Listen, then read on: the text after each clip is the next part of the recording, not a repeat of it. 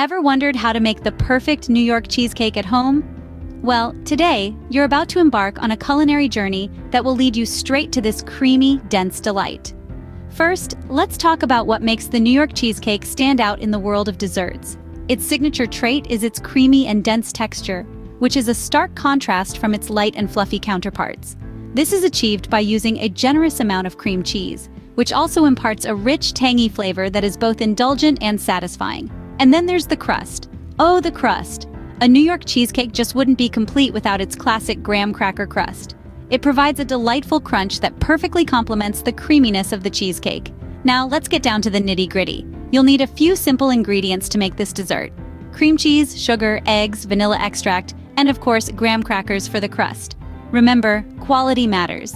The better your ingredients, the better your cheesecake will taste. To kick things off, preheat your oven. You'll want to get it nice and hot before you start baking.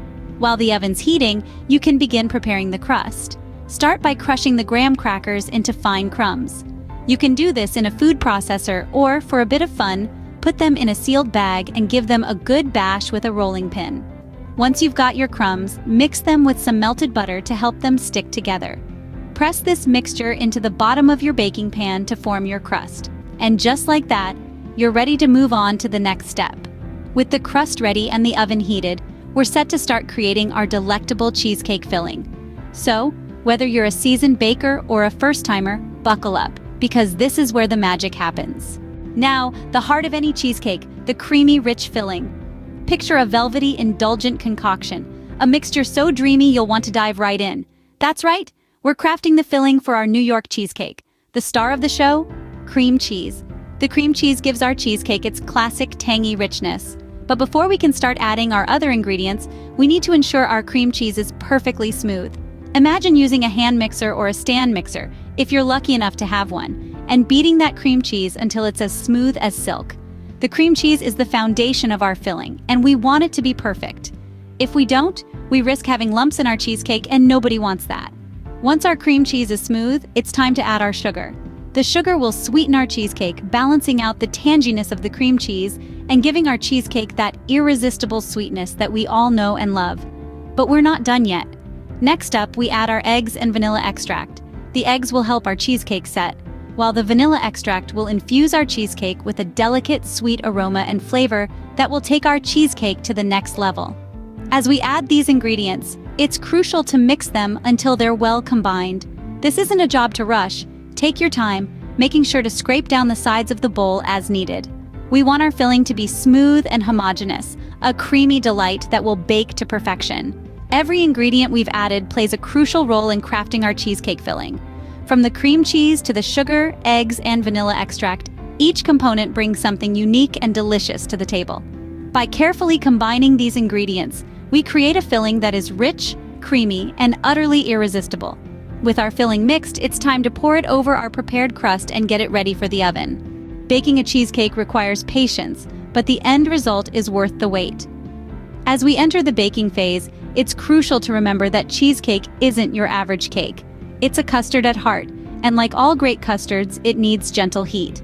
That's where the water bath method comes in. By placing your springform pan in a larger pan filled with hot water, you create a sort of insulation, ensuring your cheesecake cooks evenly without any hot spots that could lead to overcooking or the dreaded cheesecake crack. The water bath method also helps keep the oven moist, preventing the top of the cheesecake from drying out and cracking. It's a little extra work, but trust me, it's worth it for that silky, smooth texture. Once your cheesecake is in the oven, resist the urge to peek. Opening the oven door can cause drastic temperature changes that might lead to cracking.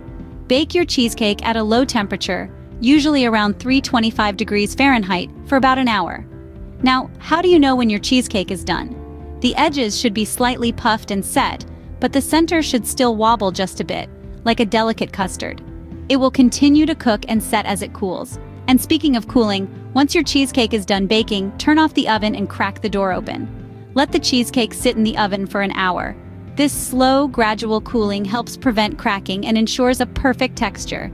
After an hour, remove the cheesecake from the oven and let it cool on the counter until it reaches room temperature. Only then can you refrigerate it. The cheesecake needs to chill for at least 4 hours, but overnight is best. Finally, Only after it's completely chilled, you can remove it from the pan. You see, patience isn't just a virtue in life, it's a must in cheesecake baking. Patience is key here. Allow your cheesecake to cool and set, and you'll be rewarded with a dessert that's creamy, rich, and just the right amount of sweet. Moving on to another classic American dessert, the apple pie. Now there's something truly comforting about a well-made apple pie. It's as American as, well, apple pie. The perfect blend of sweet, tart, and spice, all encased in a flaky pastry crust. It's a dessert that's been loved for generations.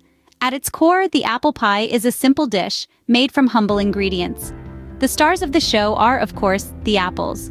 You'll want to choose a variety that holds up well during baking. Think Granny Smith or Golden Delicious.